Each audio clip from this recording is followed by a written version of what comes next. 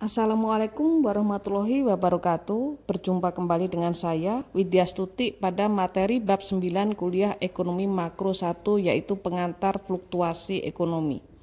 Pada sesi lalu saya menyampaikan materi tentang pertumbuhan ekonomi 1 yang menekankan dampak teknologi dalam pertumbuhan ekonomi, di mana merupakan kelanjutan dari materi sebelum sesi UTS yaitu pertumbuhan ekonomi 1. Pada sesi kali ini saya akan menyampaikan materi mengenai pengantar fluktuasi ekonomi. Sebagaimana teman-teman mahasiswa tahu bahwa setiap negara concern dengan pertumbuhan ekonomi.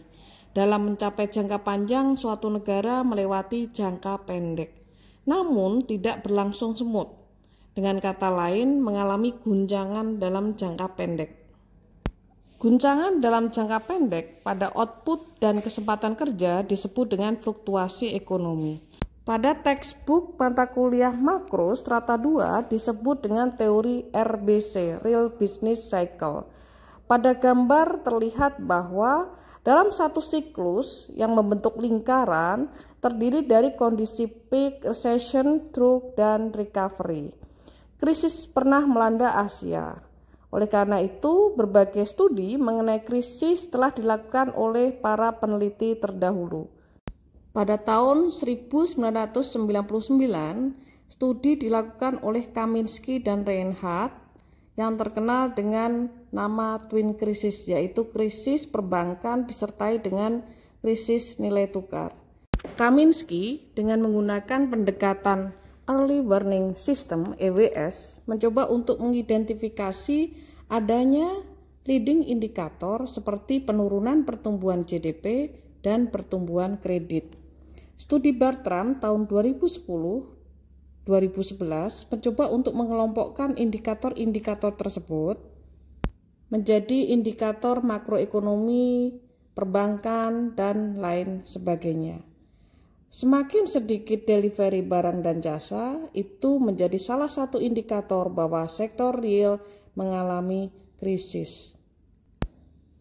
Beberapa indikator utama diidentifikasi cenderung berfluktuasi mendahului perekonomian secara keseluruhan. Walaupun demikian, leading indikator tersebut bukan merupakan 100% penduga yang tepat terhadap kondisi masa depan. Beberapa indikator utama diantaranya adalah 1. Rata-rata minggu kerja produksi bagi pekerja di sektor manufaktur. 2. Rata-rata klaim mingguan pada asuransi pengangguran. 3. Pesanan barang-barang konsumen dan material baru disesuaikan dengan inflasi. 4. Pesanan baru barang-barang modal non-pertahanan. Kemudian 5. Kinerja produsen. 6. Pemberian izin untuk mendirikan bangunan-bangunan baru. 7. Indeks harga saham. 8. Jumlah uang beredar disesuaikan dengan inflasi. 9. Perbedaan tingkat bunga. Dan 10. Indeks ekspektasi konsumen. Baiklah, pada slide ini saya akan mencoba untuk mengingatkan kembali apa yang dimaksud dengan time horizon of makroekonomi. Pada mata kuliah pengantar ekonomi umum, Anda pasti diperkenalkan apa itu jangka pendek dan apa jangka panjang. Pembedaan time horizon of makroekonomi ini sangat penting karena kebijakan ekonomi akan memiliki dampak yang berbeda pada horizon waktu yang berbeda. Jangka pendek versus jangka panjang. Di dalam jangka pendek, harga diasumsikan kaku atau sticky. Sedangkan dalam jangka panjang, harga diasumsikan fleksibel dan bisa menanggapi perubahan dalam penawaran dan permintaan. Misalkan kita berikan contoh di sini, Bank Indonesia mengurangi jumlah uang beredar sebesar 5%, maka akan mengurangi seluruh harga sebesar 5% termasuk upah, variabel real tetap sama, tidak menyebabkan fluktuasi output maupun kesempatan kerja. Dalam hal ini dapat kita katakan bahwa dalam jangka pendek tidak ada respon terhadap kebijakan tersebut. Bagaimana asumsi dari harga kaku maupun harga fleksibel tersebut mempengaruhi kinerja perekonomian? Kita akan mencoba untuk menjawabnya dengan tools yang menjadi favorit dari para ekonom, yaitu menggunakan demand and supply. Model penawaran agregat dan permintaan agregat memberikan kerangka kerja untuk menganalisis fluktuasi ekonomi dan melihat bagaimana dampak kebijakan bervariasi selama horizon waktu yang berbeda. Model permintaan dan penawaran adalah model yang mengaitkan interaksi di antara banyak pasar. Baiklah, kita akan mulai dengan permintaan agregat. Apa yang dimaksud dengan permintaan agregat? Permintaan agregat adalah hubungan jumlah output yang diminta dengan harga agregat. Di sini kita akan gunakan teori kuantitas uang untuk memberikan turunan sederhana dari kurva permintaan agregat. Lebih lengkap lagi nanti kita akan mempelajari pada bab 10 dan 11. Kita ingat bahwa teori kuantitas uang adalah MV kali PY. M jumlah uang beredar, V perputaran uang, P tingkat harga, dan Y jumlah output. Di sini jumlah uang yang beredar menentukan nilai nominal output. Persamaan dari teori kuantitas uang dapat kita tulis kembali menjadi M per P sama dengan M per P D sama dengan KY. K kecil di sini adalah seper V yang merupakan parameter yang menentukan berapa banyak uang yang orang ingin pegang. Untuk setiap jumlah uang beredar M dan perputaran V yang tetap, persamaan kuantitas menghasilkan hubungan negatif antara tingkat harga dan output Y. Permintaan agregat miring ke bawah. Sedangkan makin tinggi harga, makin rendah keseimbangan real M per V, makin rendah jumlah barang jasa yang diminta Y. Slide berikutnya akan ditampilkan bentuk kurva permintaan agregat yang miring dari kiri atas ke kanan bawah. Hal ini mengimplikasikan bahwa pada M tertentu, apabila transaksi meningkat, maka membutuhkan lebih banyak dolar. Jumlah transaksi dan jumlah barang dan jasa yang dibeli harus turun. Jika jumlah uang beredar berubah, maka kurva permintaan agregat juga akan bergeser. Slide berikutnya akan menunjukkan pergeseran dari kurva permintaan agregat. Penurunan jumlah uang beredar berdampak pada pengurangan nilai nominal output PY. Untuk setiap harga tertentu P, output Y lebih rendah. Hal ini akan menggeser ke kiri agregat demand dari AD0 ke AD1. Sebaliknya, apabila terjadi kenaikan jumlah uang beredar, maka akan meningkatkan nilai nominal output PY. Untuk setiap tingkat harga P, output Y lebih tinggi. Karena itu, kenaikan jumlah uang beredar akan menggeser kurva agregat demand ke kanan dari AD0 ke AD2. Baiklah, untuk slide berikutnya kita akan melihat bagaimana dengan penawaran agregat. Penawaran agregat adalah hubungan antara jumlah barang dan jasa yang ditawarkan pada tingkat harga tertentu. Kurva penawaran agregat dibagi menjadi jangka panjang dan jangka pendek, long run agregat supply dan short run agregat supply. Kurva penawaran agregat jangka panjang. Menurut model klasik, Y tidak tergantung pada P, sehingga Y sama untuk setiap P. Oleh karena itu, bentuk kurva agregat supply adalah vertikal. Akibatnya, perubahan agregat demand hanya akan mempengaruhi P. Tingkat output ini disebut dengan kesempatan kerja penuh atau full employment. Pada kondisi full employment, sumber daya perekonomian sudah dioptimalkan dan pengangguran berada pada tingkat wajarnya atau disebut nairo. Pada slide berikut akan ditunjukkan pergeseran permintaan agregat jangka panjang. Jika dalam jangka panjang money supply diturunkan, maka kurva agregat demand akan bergeser ke kiri. Dalam hal ini dari AD1 ke AD2. Hal ini mengakibatkan P mengalami penurunan tetapi Y tetap. Terlihat pada grafik bahwa perubahan dalam permintaan agregat hanya akan mempengaruhi harga, namun tidak pada output ataupun kesempatan kerja. Slide berikut akan menyajikan kurva penawaran agregat jangka pendek. Terlihat pada gambar, perubahan di dalam permintaan agregat akan mempengaruhi tingkat output. Pergeseran agregat demand dari AD1 ke AD2 akan menyebabkan penurunan Y dari Y1 ke Y2. Berikut akan disajikan pergeseran permintaan agregat jangka pendek.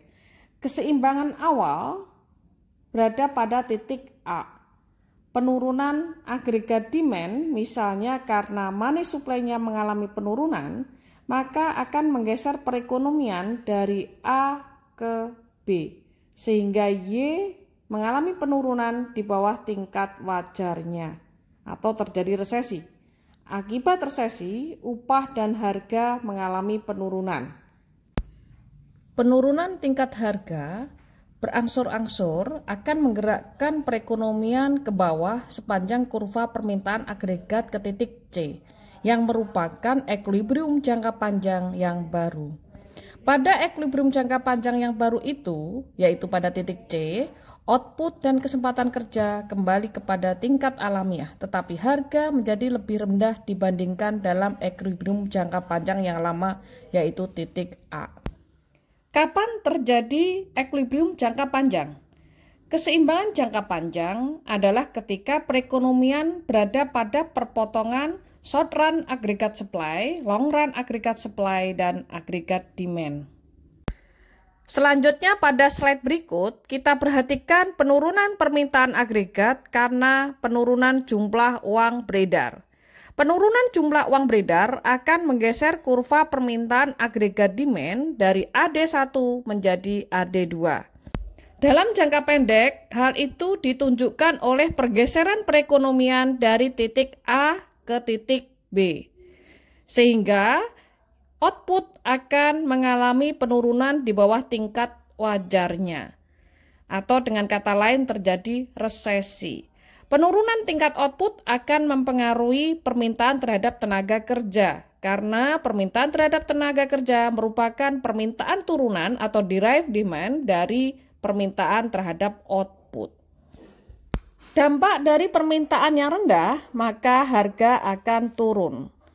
Akhirnya, dalam jangka panjang yang ditunjukkan oleh equilibrium di titik C, output dan kesempatan kerja kembali ke tingkat alamiah, tetapi harga lebih rendah dibandingkan dengan titik A. Seperti yang sudah saya sampaikan di awal, fluktuasi dalam perekonomian disebabkan oleh perubahan dalam agregat demand dan agregat supply. Perubahan eksogen dalam kurva ini disebut dengan guncangan atau shock, yang mana terdiri dari dua shock atau dua guncangan, yaitu demand shock, guncangan yang menggeser kurva agregat demand, dan supply shock, guncangan yang menggeser kurva agregat supply. Terkait dengan hal tersebut, pemerintah akan melakukan suatu tindakan kebijakan yang bertujuan mengurangi tekanan fluktuasi ekonomi jangka pendek yang disebut dengan kebijakan stabilisasi. Slide berikut akan menyajikan bagaimana guncangan yang terjadi dalam permintaan agregat. Misalnya, peluncuran kartu kredit. Dampak dari peluncuran kartu kredit adalah jumlah uang tunai yang ingin dipegang mengalami penurunan, ditunjukkan oleh K kecil yang mengalami penurunan. Kecepatan peredaran uang akan mengalami kenaikan, dan jika M konstan, maka P kali Y mengalami kenaikan.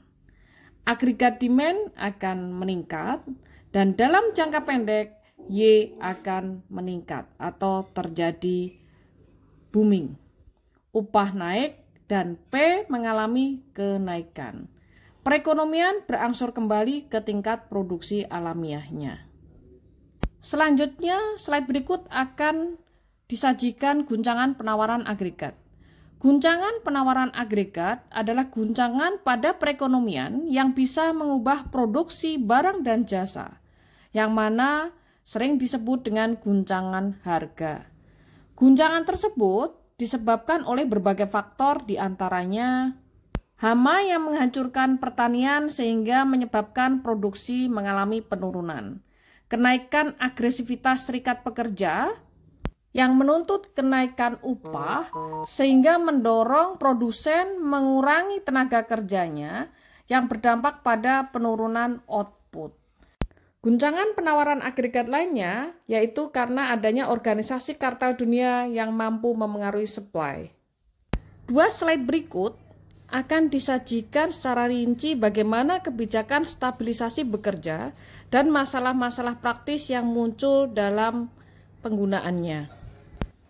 Pada slide terlihat adanya guncangan penawaran yang memperburuk perekonomian. Hal itu ditunjukkan oleh pergeseran kurva penawaran agregat jangka pendek yang bergerak ke atas. Apabila permintaan agregat tetap konstan, perekonomian bergerak dari titik A ke titik B. Tingkat harga naik dan jumlah output turun di bawah tingkat alamiah. Kondisi ini disebut dengan stagflasi, yang merupakan kombinasi antara stagnasi, penurunan output, dengan inflasi, yaitu kenaikan harga. Untuk menghadapi guncangan penawaran yang memperburuk tersebut, maka pembuat kebijakan atau otoritas kebijakan mengendalikan permintaan agregat. Sebagai contoh, Bank Sentral memiliki pilihan sulit di antara dua opsi. Opsi pertama, seperti yang disajikan dalam gambar, adalah mempertahankan permintaan agregat konstan. Dalam kasus ini, output dan kesempatan kerja lebih rendah dari tingkat alamiahnya. Namun nanti secara bertahap harga akan turun untuk mencapai full employment pada tingkat harga yang lama yaitu pada titik A. Tetapi biaya dari proses ini adalah kondisi resesi yang parah. Opsi yang kedua adalah mengakomodasi guncangan penawaran. Berdasarkan slide terlihat bahwa guncangan penawaran akan memperburuk dan mempengaruhi kurva penawaran agregat jangka pendek sehingga menggeser SRAS dari SRAS 1 ke SRAS 2. Bank Sentral mencoba untuk mengakomodasi guncangan itu dengan meningkatkan permintaan agregat.